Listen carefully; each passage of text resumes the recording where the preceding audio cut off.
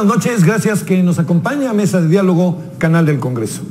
Como usted debe de saberlo, el 8 de septiembre pasaron dos cosas importantes en el país. La noche anterior había pasado otra, que había sido el temblor. Pero el 8 de septiembre se presentó el presupuesto de ingresos y egresos y además inició formalmente el proceso electoral 2017-2018. ¿Qué decir de este proceso? Está cargado de toda una serie de circunstancias, muy cargado de una pugna política partidaria, de cuestionamientos sobre el desarrollo del proceso y de un mundo de especulaciones sobre lo que pudiera pasar. ¿Qué le parece si entramos como en una especie de ABC de qué se trata y hablamos pues de todos estos temas? Y tengo la impresión de que con los invitados que tenemos de hoy tenemos precisamente las diferentes aristas de lo que hoy podríamos ir imaginando de este proceso. Está con nosotros el doctor César Iván Astudillo Reyes, él es investigador del Instituto de Investigaciones Jurídicas de la UNAM, a donde ya regresó. ¿Cómo dices, no, César? Gracias. Ya regresó, muchas gracias. Gracias. Gracias, es un gusto.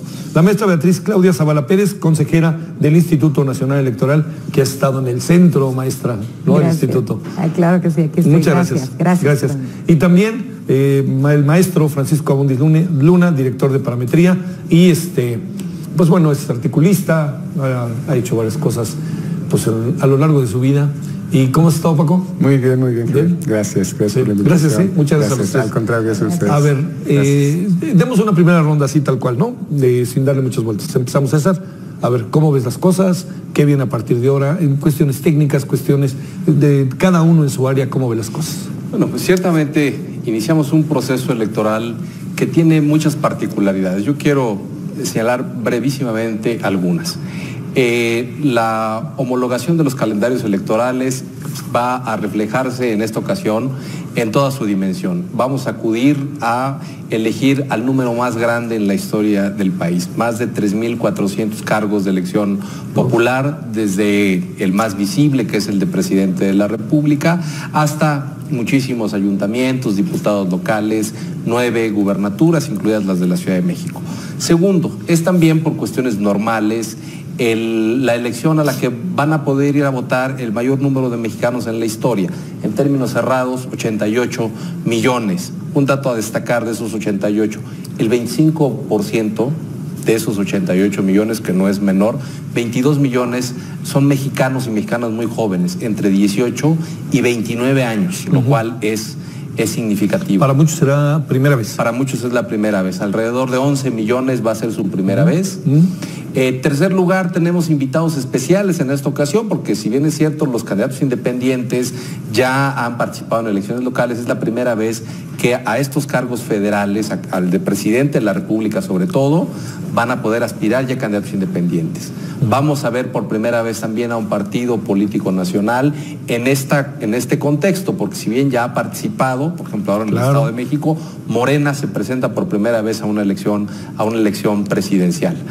Adicionalmente a esto, vemos que el contexto en el que llegamos no es el mejor ni a nivel interno ni a nivel externo. A nivel interno, me parece que los 4 principales partidos políticos están pasando por distintas crisis ahora. Lo vemos, es claro que PRI, PAN, PRD y Morena están sorteando distintas crisis, lo cual hace que no haya, digamos, no estemos en el mejor momento de política interior, pero tampoco exterior, porque estamos en un momento de la relación con Estados Unidos que sin lugar a dudas va a ser un gran tema de campaña. Es decir, difícilmente alguno de los candidatos el próximo año no va a hablar de Trump en su campaña, del MUD en su campaña, del Tratado de Libre Comercio en su campaña y del DACA. Entonces, iniciamos sí, pero lo cierto es que el contexto es peculiar. Yo le llamaría peculiar. Sí, claro. ¿Cómo ves, maestra? Además, tú que formas parte de ese árbitro que ha sido tan últimamente, yo diría, comentado. Así es. Bueno, en este contexto, y no podemos alejarnos del contexto que tenemos en lo político y en lo social, tenemos una gran actividad como autoridades electorales, pero que requiere el acompañamiento de todos los ciudadanos. Y aquí vamos. Frente a una percepción de los ciudadanos de que hay problemas de dinero, política, de trampas, de muchas cosas en el entorno social, tenemos que llevar a cabo actos para que los ciudadanos puedan ejercer su soberanía plena y puedan decidir quiénes los gobiernen. Y este es y además en un nuevo modelo que, como ya lo decía César, implica que vamos a ir 30 estados y la autoridad nacional con elecciones el mismo día para elegir N número de cargos, más de 3,000, casi 3,500 cargos de elección popular. ¿Esto qué implica? Uno, que tenemos que dar pasos firmes como autoridades para poder llevar a cabo el proceso de selección de todo este acompañamiento ciudadano, sin el cual, de verdad, no se realizan las elecciones. Y dos, dar los pasos firmes para ir generando esa confianza y reestructurando una confianza que se ha perdido en el ámbito público, incluidas las autoridades electorales. Entonces, es un proceso complejo que nos implica redoblar esfuerzos, convencer a las y los ciudadanos de que participen con nosotros, porque es la elección de nosotros. La elección la construimos los ciudadanos coordinados con las autoridades. Sí. Entonces, para un mero ejemplo, nosotros iniciamos haciendo una insaculación de muchos ciudadanos para que puedan integrar mesas directivas de casilla, la máxima autoridad del día de las elecciones.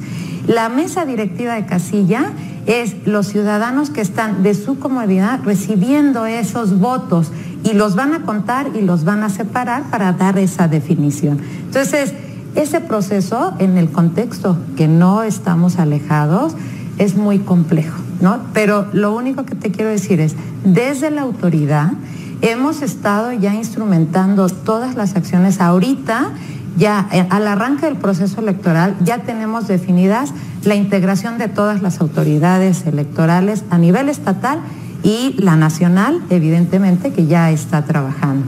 Se han dado los pasos para poder hacer un panorama y un calendario que tenga un sentido frente a todas las disposiciones legales que nos están normando cada uno de los actos del proceso electoral a nivel local y a nivel estatal.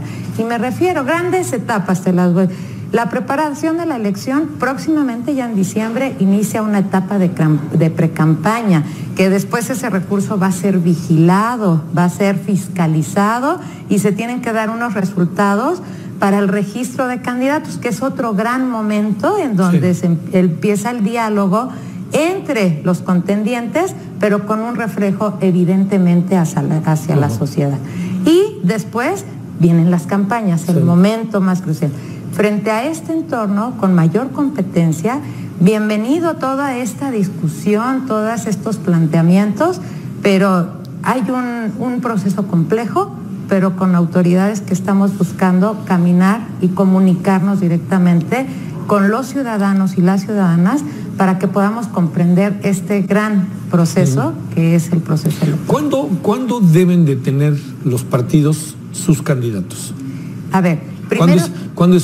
pero sus precandidatos y candidatos, esos dos tiempos, perdón. A ver, ahorita viene una etapa, las precampañas van a empezar en diciembre, el 14 de diciembre. ¿Qué se está proponiendo?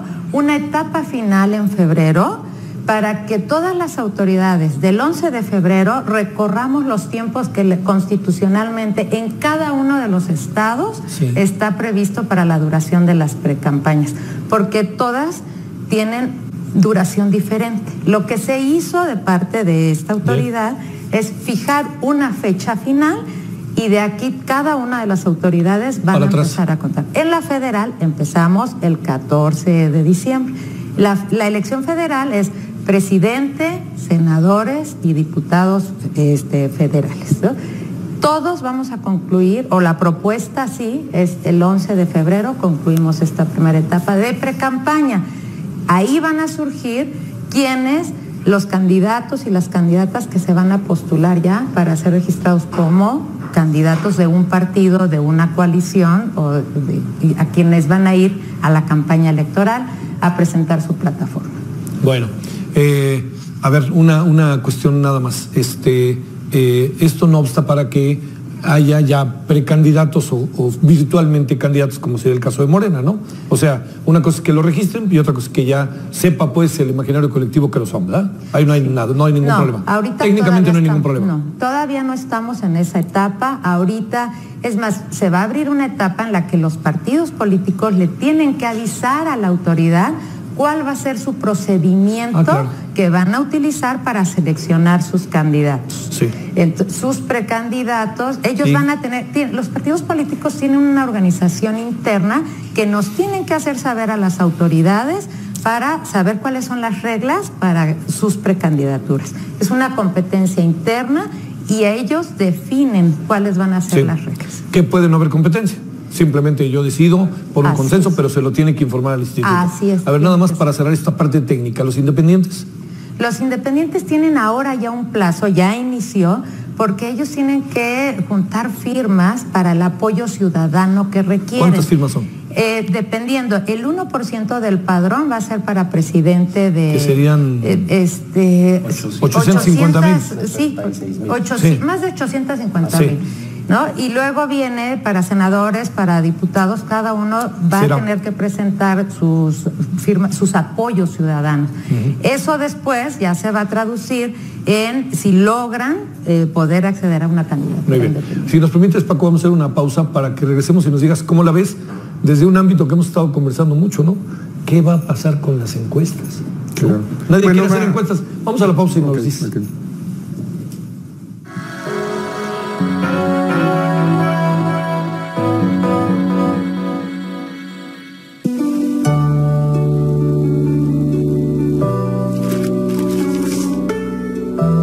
Somos la voz de quienes han sido desaparecidos y ejecutados extrajudicialmente. Y denunciamos la tortura para que todas y todos ejerzamos libremente nuestros derechos y no tener que defenderlos. Las personas defensoras de los derechos humanos realizamos esta labor para que algún día ya no sea necesario hacerla. CNDH.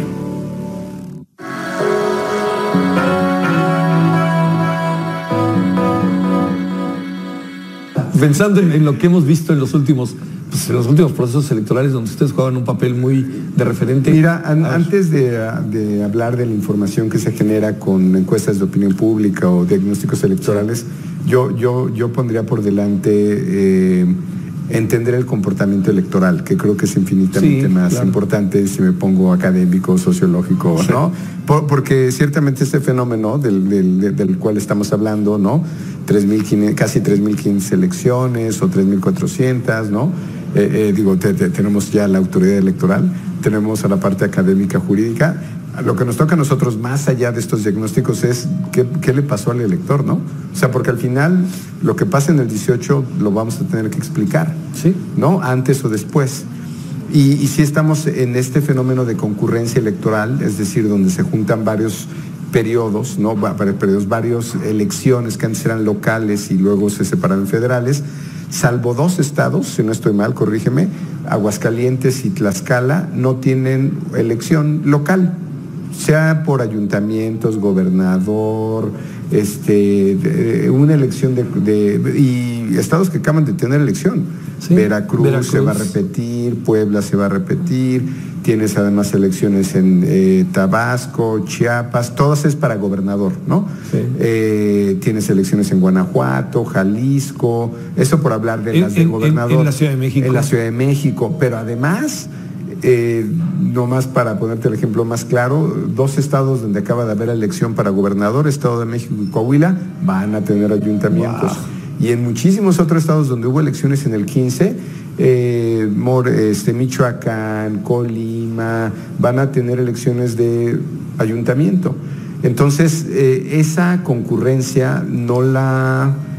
digamos, si bien lo que la literatura ha documentado normalmente es que la elección más grande impacta a la más pequeña, le hacen una federal sobre una local, ahora ya tenemos efectos, esto se llama efecto coletazo en la literatura gringa, Caudill effect, tenemos coletazos inversos, tenemos coletazos donde lo local te impacta a lo federal. Mira.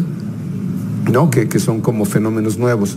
Aquí hay tantas elecciones locales que entre el coletazo federal con el coletazo local vamos a tener que explicar muchas cosas que antes no nos cedían porque estaban más alineadas las elecciones, ¿no? Una intermedia, pues veías lo federal, una local, los calendarios no se empataban. Esto pues no lo hemos tenido antes, ¿no? O sea, simplemente nunca habíamos tenido, y por cierto, yo creo que esto va a generar algún tipo de confusión en el elector.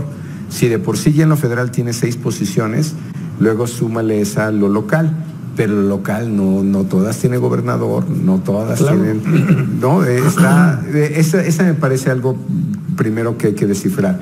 Y eso va a afectar también en alguna medida nuestras mediciones. Parece justificación adelantada, ¿verdad? pero a ver, te pongo el ejemplo de Coahuila, que lo hemos platicado un poco, ¿no? Que creo que no estamos muy conscientes de lo que nos acaba de pasar en Coahuila. A ver. Y es algo que hemos discutido con la autoridad electoral, desde Luis Carlos Ugalde, con cada uno de los presidentes en su momento, ahora con Lorenzo Córdoba. Lo que nos acaba de pasar en Coahuila es que la autoridad electoral, que está hecha para contar votos, no para estimar, que fue lo que hizo, puede contradecir este dato a este dato. ¿Cómo pasó? Como pasó. No es que tenga que pasar todo el tiempo, pero otra vez nos va a pasar una de 20. Una de 20, esto va a suceder con la mejor estadística, ¿no? 95% de probabilidad o de confianza, ¿no? Como lo conocemos, significa que 5 de 100 van a estar mal, o una de 20 va a estar mal. Entonces, el hecho de que la autoridad electoral nos esté dando estimados en conteo rápido y el miércoles siguiente cuente votos, siempre tiene la posibilidad de que sea un Coahuila. Sí. Y eso es algo que yo creo que varios votamos más a favor de la fórmula, por ponerle un nombre, Woldenberg, ¿no? ¿Qué hizo el presidente del IFE en su momento? Él no se hizo cargo de los conteos rápidos. Contrató a colegas como Berumen, como Alduncin, como Gauss, y lo que hizo fue, pues ellos te tienen que dar el resultado, ¿no? Y ellos dijeron, con un margen, con un rango, alrededor de 7 puntos el expresidente Fox arriba, se acabó la elección. Si eso se hubiera aplicado en 2006, lo que hubiera dicho Luis Carlos Ugalde no es el instituto no te está dando información. Si hubieran sido los mismos, hubiera sido Edmundo Berumen, Enrique Alduncin, o Gauss. Ellos dicen que no tienen información, no el instituto, ellos. Y eso protege al instituto, sea el IFE, sea el INE.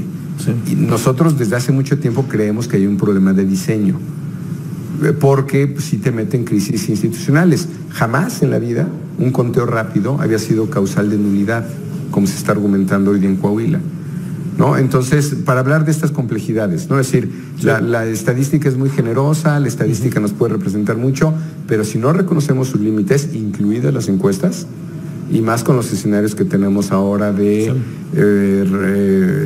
una no respuesta muy alta, el voto es oculto, documentado. Yo te diría que ya forma parte de este comportamiento electoral. Sí tenemos como muchos retos, simplemente para nosotros es hoy día mucho cautela, pero incluida la institución, incluida la autoridad electoral. A ver, supongo que se presta que sigamos si les parece, por esa línea inicial. Sí, a ver, yo incorporaría un coletazo adicional, que es el coletazo electoral, le voy a llamar. A ver.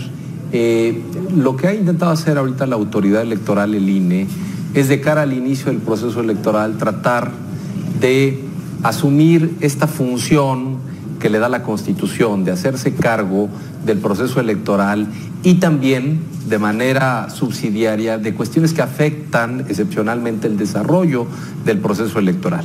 Hay varias cosas en donde no ha habido el suficiente acompañamiento externo hacia la autoridad electoral y que eso, genera una tensión interna de cara al inicio del proceso electoral. ¿A qué me refiero? A aquellas instituciones que, por ejemplo, las secretarías de desarrollo social, que tienen a su cargo programas sociales y que no han hecho su parte para evitar el condicionamiento de la coacción, en ocasiones la compra del sufragio. Sí, claro. ¿Sí? En segundo lugar, la promoción personalizada, gran tema.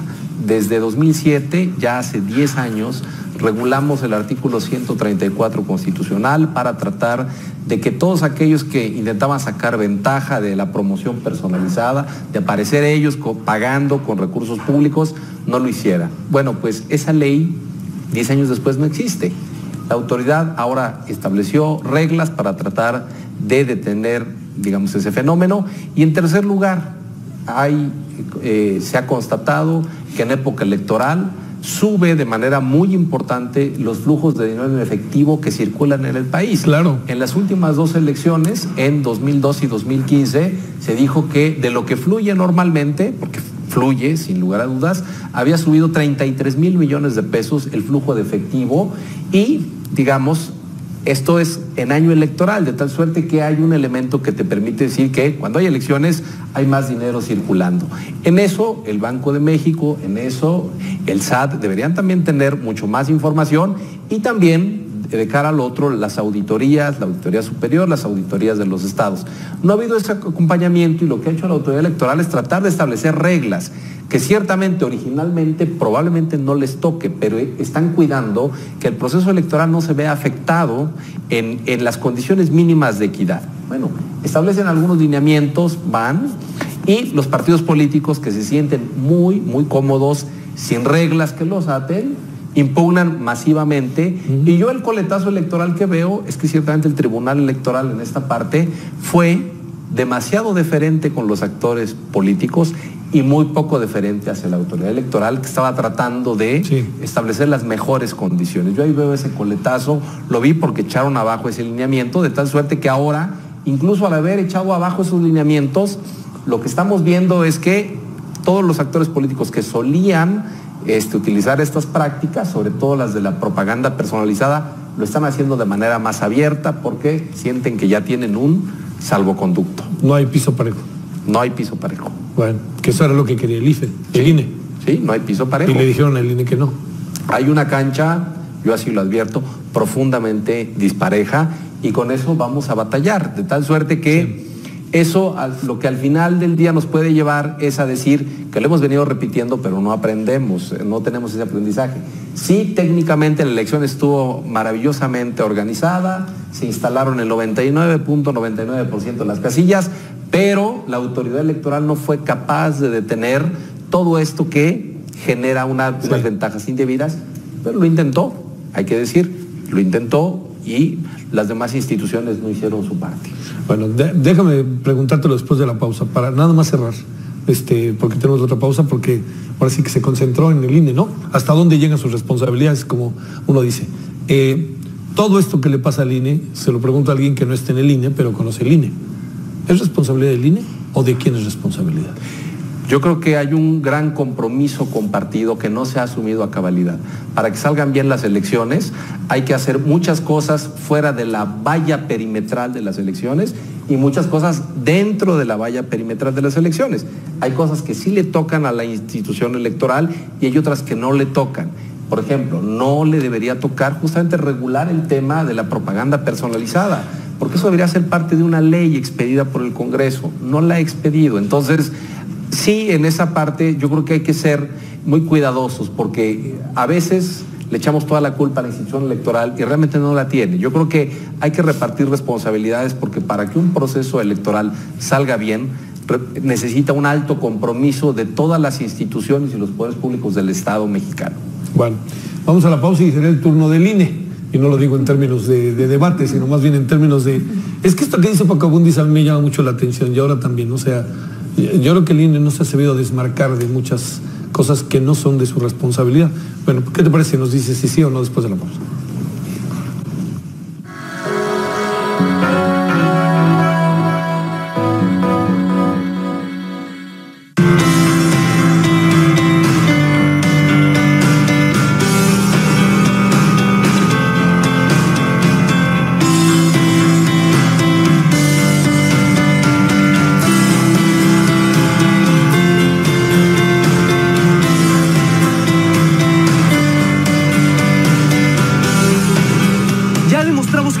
Podemos mejorar nuestra comunidad. Sin participación, nada funciona.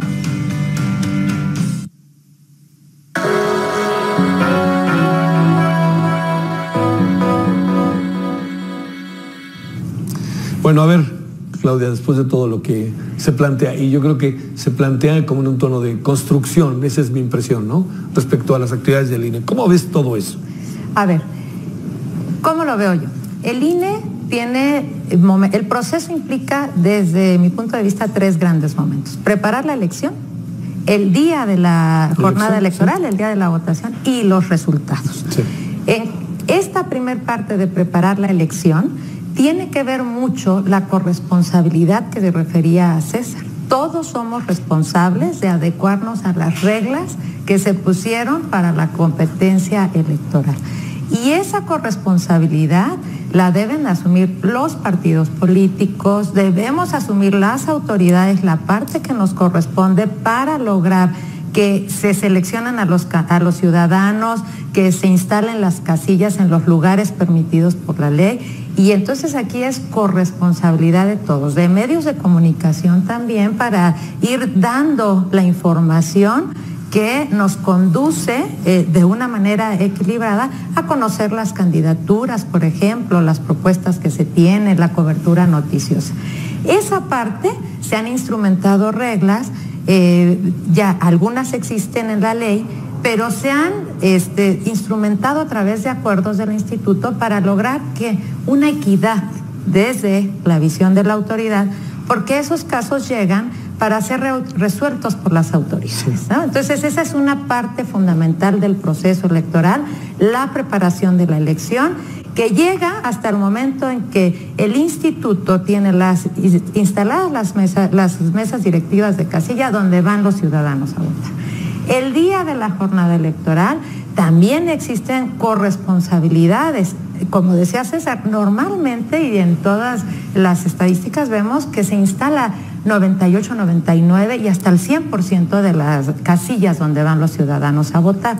Pero ese día también exige la corresponsabilidad de quienes tienen prohibido por la veda electoral desde 3 días antes hacer actos de campaña, de hacer movimientos que impliquen favorecer el voto por algún camino inadecuado de los ciudadanos y de las ciudadanas, y la responsabilidad de los ciudadanos de recibir la votación, de contar los votos y de poner unos resultados públicos, el cartel de resultados en esas casas. Sí. Y después se abre una gran etapa, un momento de mucha responsabilidad de la autoridad electoral, que acompañada de los ciudadanos, que es el resguardo de los paquetes de las casillas a las autoridades, donde se van a guardar en bodegas en algunos estados, y en otros, como la Ciudad de México, se empiezan a contar los votos ese mismo día. Ese gran resguardo que está a cargo de las autoridades, y para eso se instrumentan operativos específicos para cuidar ese traslado de los paquetes, que son los votos ya de la ciudadanía. Una vez que tenemos eso, viene una parte muy importante, la etapa de resultados. Y ahí empieza, desde mi perspectiva, un punto muy, muy importante, porque la ciudadanía está en espera de saber quién ganó. Claro. Aunque el modelo dice que se van a resguardar los paquetes en la mayoría de las legislaciones y se van a abrir hasta el miércoles siguiente. ¿Qué pasa si no hay una información, aunque sea con alguna aproximación que implica los ejercicios de conteos, de los conteos y del PREP? ¿Qué pasaría si hubiera un vacío de esa información? Se generaría una cierta incertidumbre. Por eso la autoridad utiliza instrumentos acompañados de expertos, se crean comités específicos, se generan las bases para poder dar unas tendencias el día de la elección. En este proceso electoral tenemos un grado de complejidad. ¿Por qué? Tenemos 3 elecciones federales y hasta 4 locales en algún estado. Va presidente, van diputados, van ayuntamientos y otro nivel de gobierno. La ley dice que los cómputos se deben hacer de manera simultánea, pero los partidos políticos a veces no tienen tantos representantes en las mesas directivas. Y de eso depende mucho la rapidez de los resultados. Entonces están ideando las estrategias que nos permita poder avanzar con los resultados primero de presidente, de gobernador en cada uno de los estados, para que esta información desde las casillas viaje con la tecnología que se está implementando y se pueda ir alimentando el PREP, y a su vez ya se están construyendo los mecanismos también para el conteo rápido. Pero estos son auxiliares nada más para dar esa parte de la certeza que los ciudadanos quieren saber quién ganó. Eso es lo que importa. Aunque es aproximado, por supuesto que es aproximado. ¿Cuándo es el mero día que se va a realizar el cómputo? El siguiente miércoles, que empiezan todas las autoridades de todos los estados, los consejos locales, distritales, a hacer lo que ya mandaron de las mesas directivas de casilla, lo que ya viene en unas actas, y aquí es muy importante que no perdamos de vista eso. La decisión de los ciudadanos en cada casilla se pone en un documento que se llama acta de escrutinio y cómputo, que refleja lo que contiene un paquete, los votos que contienen un paquete. Eso después en los cómputos ya se hace a nivel, se van contando, y es cuando se tiene el gran resultado. Y la última parte, ¿qué es lo que se impugna?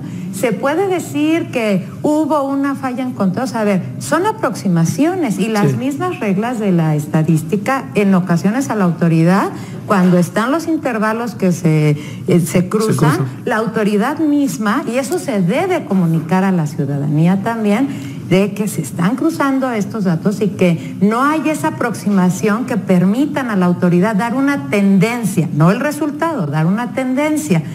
¿Qué se impugna hasta los tribunales? El resultado ya de los cómputos, el final, el que las autoridades realizan, ya incluso con un recuento de votos, y eso es lo que va a ser sometido a la jurisdicción.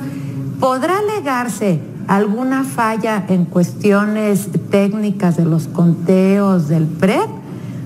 Podría ser, pero yo me atrevo aquí a decir que esta falla por sí misma no es la que va a provocar la nulidad de una elección. Claro. El cuidado que se tenga de todos los actos, de la cadena de custodia, de cómo se recibe el voto, de cómo se realiza el cómputo, con todas esas formalidades que tiene y el resguardo de nuestro sistema, es lo que al final va a definir si es válida o una elección en una. Bueno, a ver, ¿cómo la ves, Paco? Porque, digamos, ¿cómo evitar lo de Coahuila? En donde no voy a juzgar la intención que pudo tener la presidenta del Consejo, pero que dice hay una tendencia que está en favor del señor Riquelme, y cómo a los 3 días resulta que, viéndolo bien, no. Así, ¿qué podemos hacer con eso? En términos teóricos no hay forma de evitarlo. En términos teóricos puede pasar cualquier noche o cualquier día. Creo que ahí la parte que es que para el público es difícil de distinguir, pero finalmente acaba teniendo una consecuencia jurídica, ¿no? Que es donde yo veo las distinciones. Si hay un periodo preelectoral donde las mediciones no fueron precisas, nuestra mejor defensa es, pero te dieron escenarios, te dijeron que era una elección de 2, no de 3, te dijeron que tal vez perdió el registro, te dieron indicadores de lo que podía pasar. Y lo que frecuentemente decimos, los que no creemos que no hacemos predicciones y no hacemos diagnósticos, pero te di un escenario de qué es lo que podía pasar de lo posible, ¿no?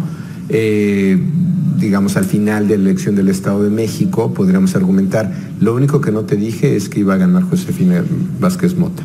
Eso nadie te lo dijo. Lo único que te dijimos en 2012 es que esa misma candidata tampoco podía ganar, ¿no? Te dijimos que era de 2 y no de 3, por poner algo que es información útil, y que de hecho ahí sí podrías argumentar que buena parte de nuestra tradición de voto estratégico, porque yo la veo como una tradición, pasó en 2000, 2006, 2012, y creo que va a pasar en 2018.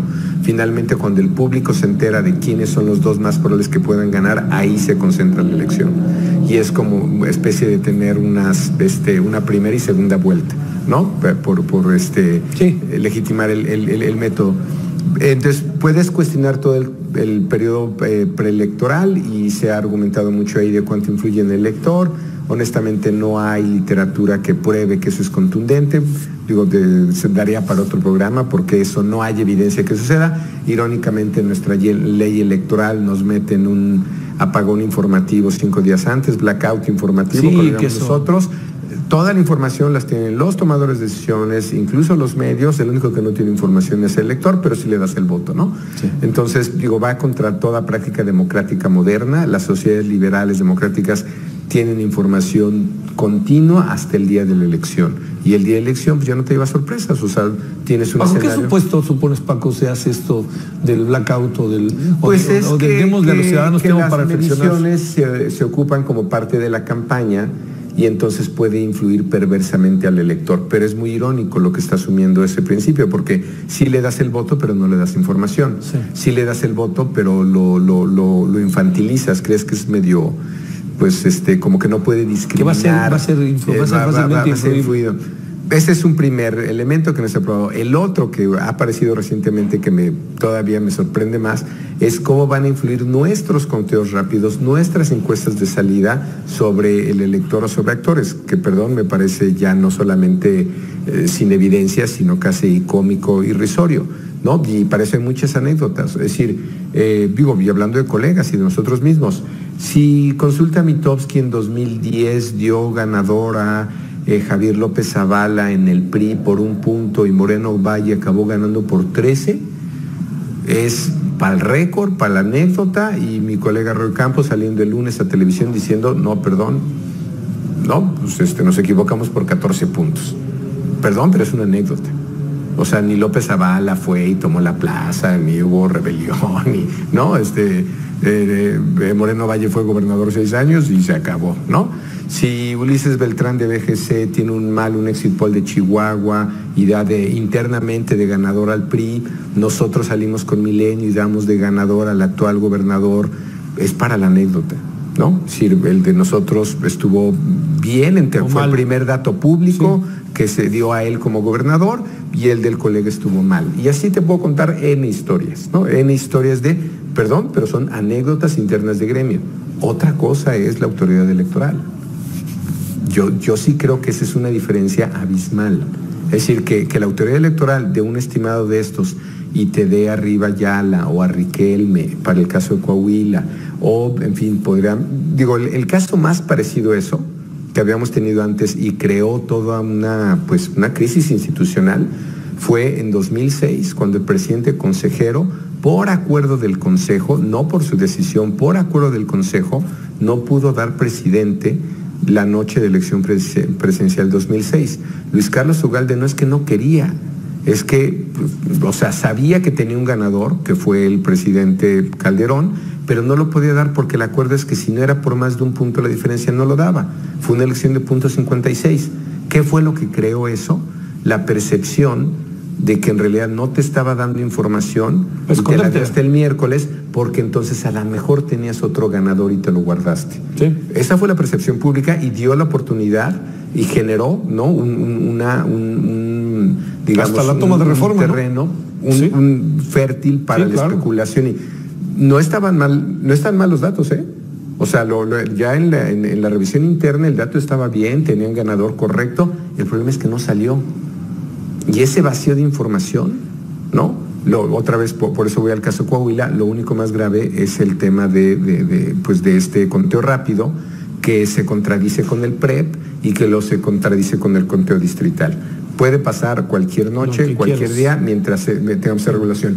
Entonces, creo que aquí sí hay que distinguir nuestros niveles de discusión y nuestros niveles de impacto o de influencia. Por lo menos a lo que nos toca a nosotros, una cosa es lo preelectoral, otra cosa son las encuestas de salida y otra cosa son los conteos rápidos. Y para fortuna, cuando uno está en medios, lo digo a título personal, cuando tú tienes una noche electoral, incluso te da para hasta cubrir tus errores. Oigan, perdón, Durango no venía así con el conteo. Oigan, perdón, Quintana Roo no venía así con el conteo. Pero honestamente, yo no sé de alguien, cuando salió el instituto a dar Veracruz y luego salimos nosotros, yo recuerdo la escena así clásica de un priista entrando al evento del PRI, quitando el podium y caminando hacia afuera y diciendo, se acabó la elección, aquí no señores. ¿No? Y digamos, en ese caso no hubo una rebelión, no hubo nada. En fin, hablo como de estos niveles de responsabilidad que creo que es importante. Bueno, déjenme cerrar en este último bloque y hacerles la pregunta de, casi que si fuera el Mundial, ¿qué tan preparados vamos? ¿No? qué tan preparados enfrentamos esta elección. Porque yo creo que lo que decías hace rato, ¿no? Que hay un entorno, ¿cómo le pusiste un calificativo? Al menos hay un entorno muy complejo. Muy complejo, ¿no? Y yo creo que todos lo sabemos, ¿no? Entonces, cada quien que nos diga si quieren para cerrar, ¿cómo ven? ¿Qué tan preparados estamos para...? No, ¿cómo llegamos? Preparados me parece que no es la palabra exacta. ¿Cómo llegamos al proceso, no? Pausa.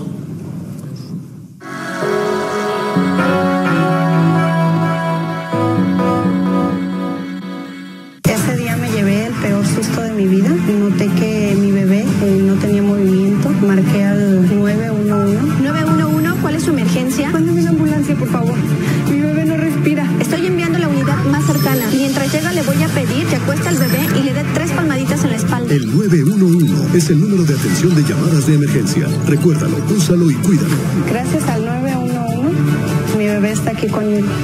Secretaría de Gobernación.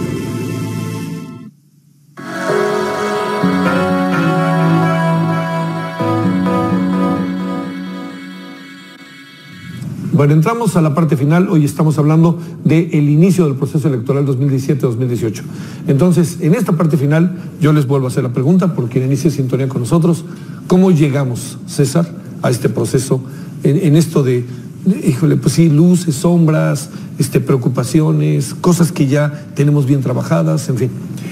Yo creo que llegamos medianamente preparados, y lo mediano está en la parte técnico-electoral. Yo tengo mucha confianza que la autoridad electoral, con el INE a la cabeza, porque el INE en esta reforma 2014 es una especie de hermano mayor. Lo que está tratando de hacer es que los organismos que organizan la elección en los estados, ninguno se quede, todos vayan de la mano en una organización con estándares muy similares. Entonces, al INE lo que corresponde también es que todos jalen parejo de los órganos electorales, y viene a veces batallando porque ciertamente hace una reforma muy compleja, la de 2014, pero yo creo que técnicamente viene haciendo su labor de tal suerte que va a cumplir, digamos, bien en esa parte.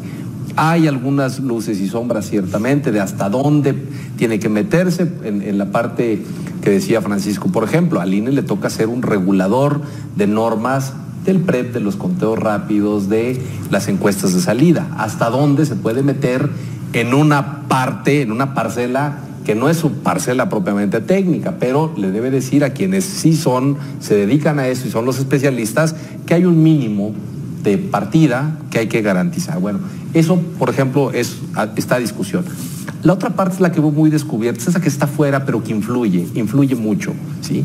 Hoy en día, digamos, los programas sociales federales, de alguna manera, ya están muy reconocidos, pero de repente salen en todos los estados nuevos programas sociales en la víspera de la elección. Esa parte influye y bastante. Todo el dinero que recorre en efectivo está ahí, ¿sí? La autoridad electoral fiscaliza, sí, pero fiscaliza una parte, que es la parte visible. Sí. El financiamiento público, el privado, todo lo que de alguna manera está sujeto a reglas, sí, pero todo este dinero ilegal no alcanza. Y no hay quien se salve, ¿verdad? No alcanza a cubrir. Ahí la FEPADE, las fiscalías tratan también de hacer su labor, pero nos hace falta avanzar en eso, nos hace falta un compromiso. La promoción personalizada, pues basta, digamos, no ir muy lejos. Si uno va ya aquí a Cuernavaca, si uno va a Michoacán, ya por todos lados están las presentaciones de libros, que como que es el hobby, ¿no? Las revistas, todo eso que al final es propaganda personalizada, ahí está, ¿no? Están preparando sus estrategias de compra del voto, que es una práctica muy extendida, ¿sí? Están, digamos, todas esas malas prácticas nuevamente ya preparándose. No veo que estemos haciendo nada desde lo que está extramuros de la autoridad electoral y que sí les corresponde para tratar de atajar esos fenómenos. Por eso digo, llegamos medio preparados, porque la parte técnica va a contar bien los votos. La parte de afuera es la que va a seguir utilizando todas esas maquinaciones para tratar de llevar agua a su molino. Luego se da el caso en que hay de estos libros, hay personajes que han escrito más libros de los que han leído, ¿no? Sin duda. Adelante, maestra. El INE está preparado. En la parte es una autoridad sólida. una autoridad que le va a dar una respuesta a los ciudadanos y que va a garantizar su emisión de voto en las condiciones de certeza y de libertad. Hicimos y nos ocupamos de ver las experiencias que los procesos nos han dejado en este nuevo modelo y estamos retomando lo que se tenga que hacer para evitar incurrir en actos que puedan generar algún tipo de incertidumbre. Estamos resguardando esa parte a partir de la experiencia, pero el INE está preparado, tiene instrumentos sólidos, tiene un padrón electoral sólido, muy cuidado, resguardado para la emisión del voto.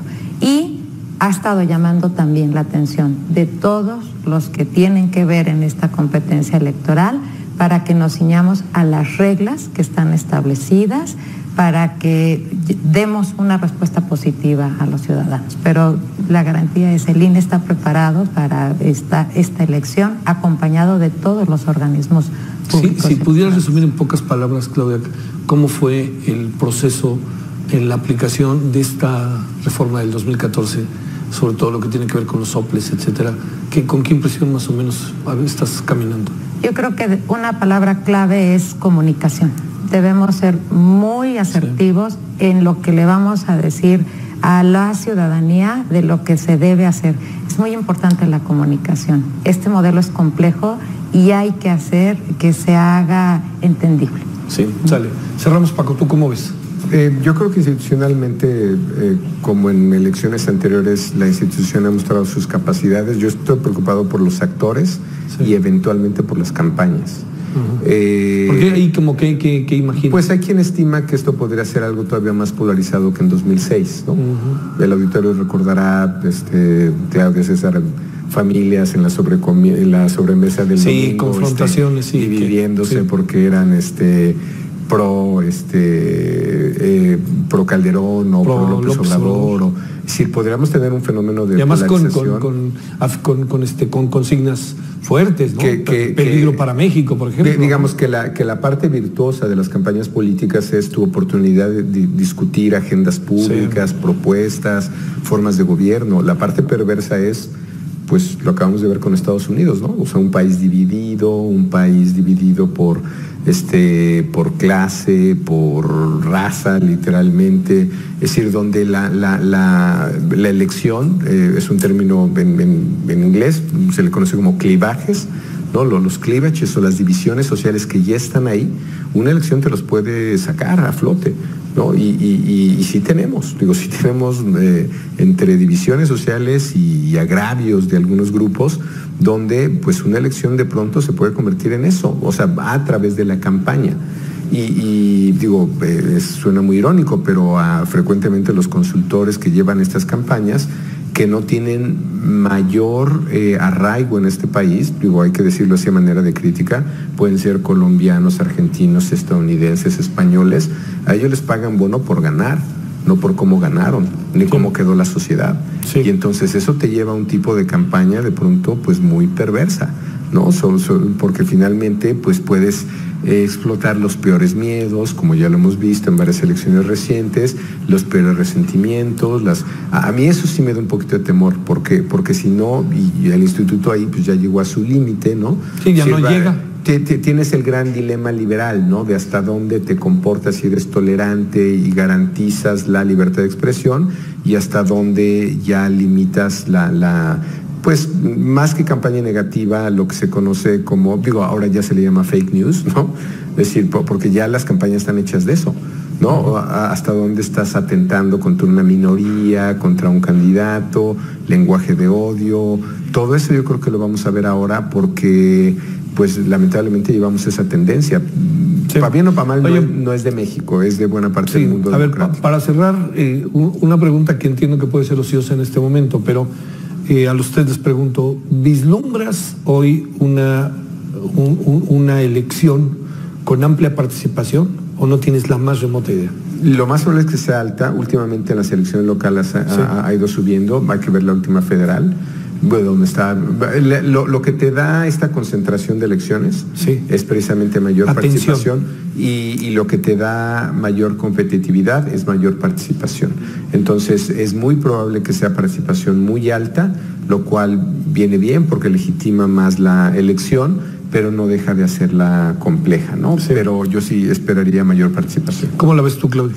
Yo también creo que se va a dar una mayor participación por tantas elecciones que tenemos, y también creo que tenemos un gran compromiso frente a la responsabilidad que vamos a asumir todos, las autoridades, los partidos, todos, frente a esa participación informada. Me parece que es un tema relevante. Sí, la renovación del poder se debe dar en términos de paz, en términos pacíficos y de manera informada.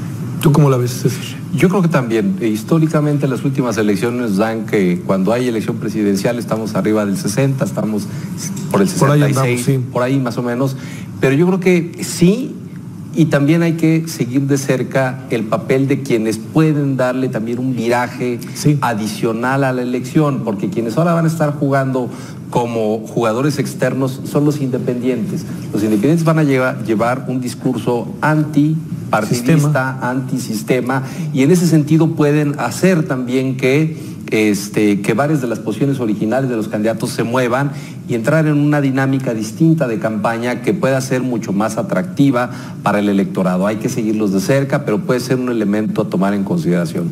Muchas gracias, Paco Bundis. Al contrario. Muchas gracias, Claudia. Gracias. Muchas gracias. Bueno, como puede imaginar, este es el primero de varios programas que vamos a hacer sobre el proceso electoral que ha iniciado el 8 de septiembre. Inicio del proceso electoral 2017-2018. Gracias en nombre de todas y todos los que hacen posible la emisión. Aquí estaremos la próxima semana en la mesa de diálogo. Adiós.